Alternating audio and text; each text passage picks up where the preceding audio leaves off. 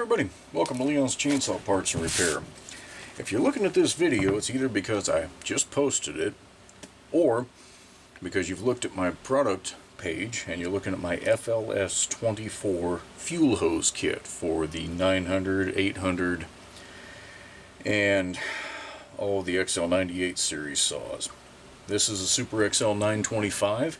We're going to go ahead and install this kit today because I get a number of questions about it either not fitting too tight, and I want to kind of dispel some of those right now. So what you're going to get in your kit is a piece of hose that is about 8.5 inches long, a piece of hose about 5 inches long. Pretty easy to figure out which one goes where. Bigger one's going to go into the tank. Shorter one is going to go between the tank, or between the fuel pipe and the carburetor. Now you'll note I have the carburetor off right now. If you're doing a fuel hose, just do yourself a favor and start with that. You're probably going through and putting a carb kit in anyway, but if you're not, for some reason you're just wanting to do the hose, take that damn carb off anyhow. Otherwise, it is going to be next to impossible to get it done right. So for starters, let's deal with the fuel tank. You've got your opening where the old molded hose was. Let's get a piece of junk out of there that I just saw. Okay, got that opening right there. Now you want to put one of the grommets in there. And this, there's nothing magical to, but you want to kind of tip it in to get one end started. Hold it down and just press it in.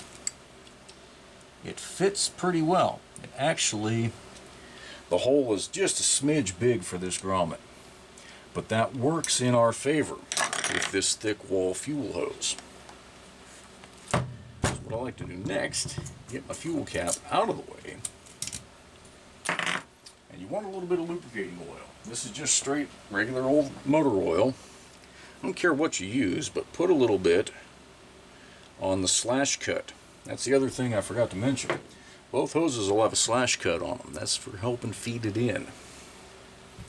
So most of the time, with this setup, you see I'm twisting. I don't even need to use a pull wire. I'm pushing that thing into the tank right now. I'm going to go ahead and use my needle nose pliers to get a little further. I'm just pushing it in. I mean, it's not fighting me hardly at all.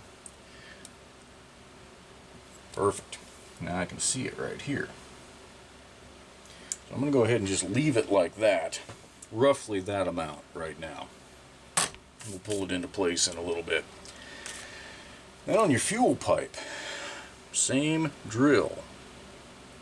Put some oil on there. Clean this up. If there's any old residue and crap on there, clean it up good. Wire wheel on a bench grinder works great. And just, it'll take a couple tries, especially when it's a little cooler like it is for me here today. Just start working it on, and then once it starts, you're in business. I'm trying to do this so I don't block your guys' view. And if it fights you too much, you put a pair of pliers on the pipe, which I may have to do. But you just want to feed this thing on. Part of why, again, I use this thick wall hose here. It's close to the original, and it's forgiving. So you want to get the hose on to just about where the pipe starts to curve right there. And then we're going to leave that alone for a second. So your other hole is where the fuel hose is going to come through and hook up to the carburetor, right there. There's a couple ways to handle this. This grommet fits tight in there. If you're going to keep the grommet whole, you trim one edge off. Because back here, that hole is almost flush to the crankcase there. So you got to trim a little material out of the way before it slips in.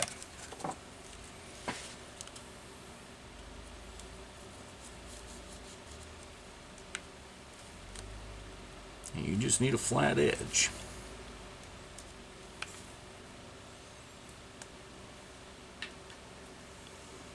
I actually took a little more than I probably needed.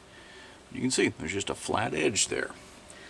Now, let's see if I can show you guys. You put that flat edge so it's going to hit the crankcase.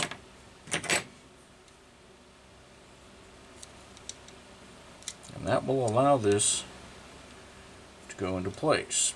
Now this is the method I typically use. Come on, baby. Don't be irritating. But it is a little irritating. That's the thing. This grommet, I'm using something that works pretty well. Not totally. This panel is almost too thick for it, as a number of you have pointed out. But if you work, take your time. Oop. I think I got it there. You work it through, it will pop out. Just like that. Okay, it's about as good as I'm going to get until I feed the hose through. And this I might need the feed wire for, because it is a cold morning, but I'm going to try it without it, and we'll see. Again, slash cut, get some oil on there. This one I'm going to try and feed from inside the airbox, because I want to be able to grab it on the other side.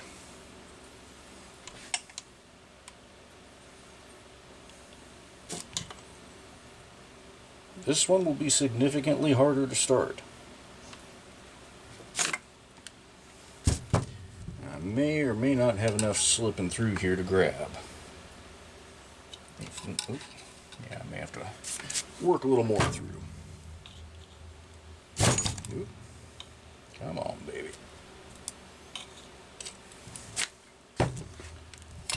Getting your pliers at the right angle to push through, or push some hose through, can be difficult. And I'm not making a huge amount of progress here. So I have a feeling one edge is still hung up.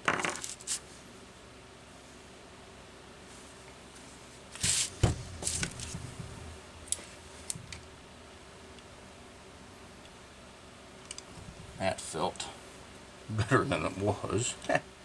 Cute. There we go. I think I can grab a hold of that.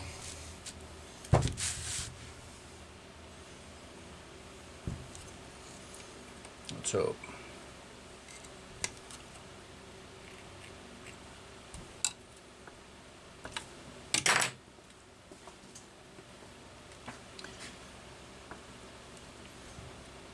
There we go.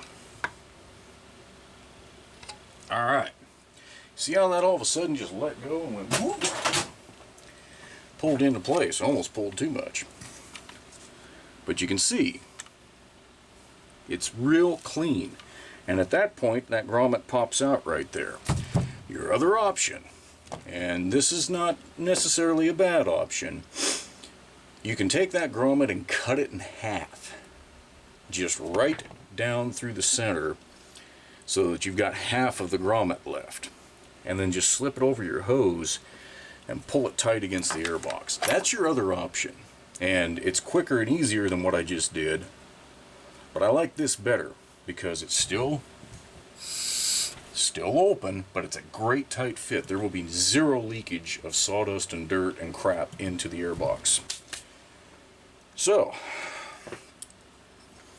if you've gotten this far, you can guesstimate about where you're going to land with your fuel barb and leave a little extra. But you generally want about 2 inches in there as you're doing this part so you don't accidentally pull it through. Now you can trim roughly ½ inch off, get rid of your angle cut. Go back to your fuel pipe, and this is where you are going to want a second set of pliers of some sort. Go back and oil up the other side of the fuel pipe.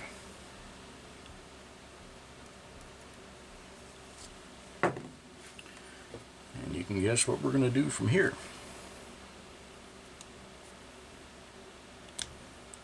And this one is going to be, until you get it started, you might even smack your thumb with these pliers a couple times, like I have almost done here and have done many times. You could heat the hose up just a smidge, and that'd make it a little easier. Once it starts, get a hold of your pipe in a manner that it won't bend or crush. God bless it.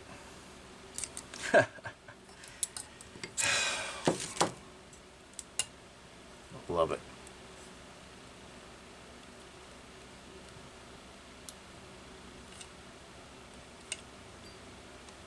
I'll just keep doing it this way, I guess. I want you guys to be able to halfway see what's going on. If I keep it where you guys can see, I can't do squat. What was the name of the game? Anyway, work. I cannot hold that. Angle. Work your hose on. You want to get it on about an inch if you can.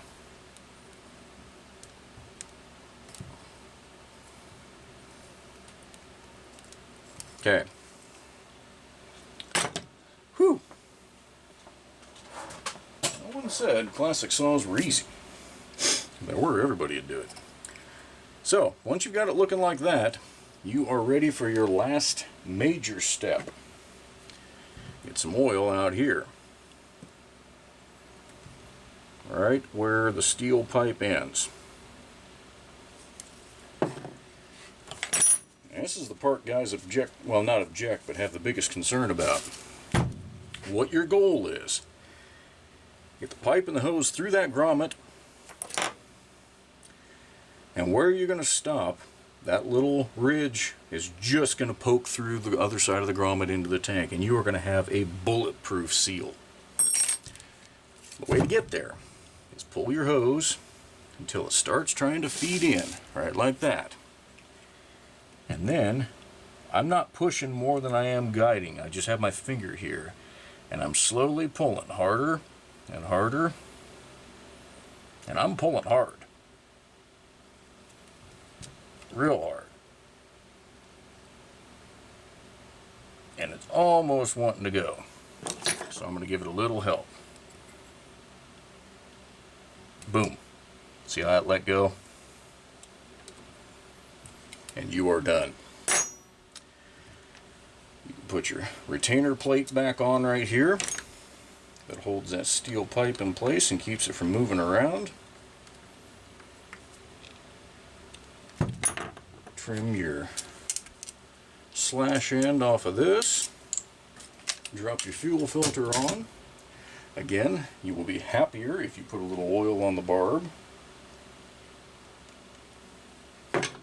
This piece of hose just had some friction on it, so it's going to be a little more pliable. And drop it in the tank and you're done. Now, you got to hook your carburetor back up, and you're going to note there is extra. If you do everything the way I did, you're going to end up with about a 1/2 to 3/4 of an inch of extra. In fact, let's just go through it. What can it hurt? But you want that extra in the air box to begin with, so that you can hook this thing up easier. Because they didn't leave, I shouldn't have put that gasket on yet. They didn't leave a lot of room to work with here. Like, not at all. At the risk of really jarring you guys around,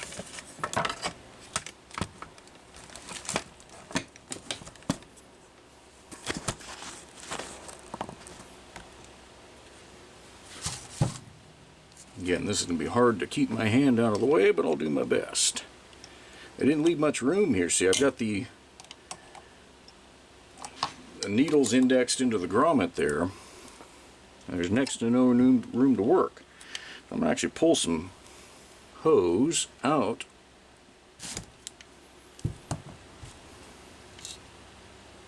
Okay. And I could probably trim a little bit more, but I'm not going to.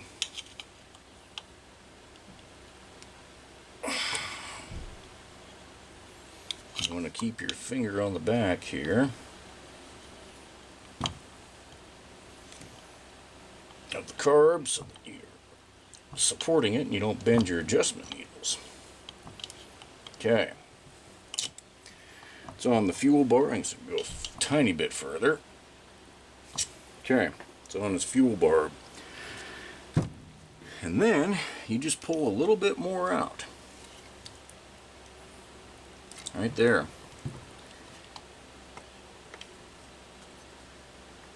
And that is the way it's going to live. You end up with a little extra loot there, but it doesn't hurt anything. And it gives you extra hose if you got to take the carburetor loose to get it loose and pull it back so that you can actually get everything disconnected. In that location right there, that screw's in the way. And that barb's only about that screw head's distance away from the bulkhead there. So you just don't have a lot of room to work with. But that is the installation instructions for the FLS24 fuel kit.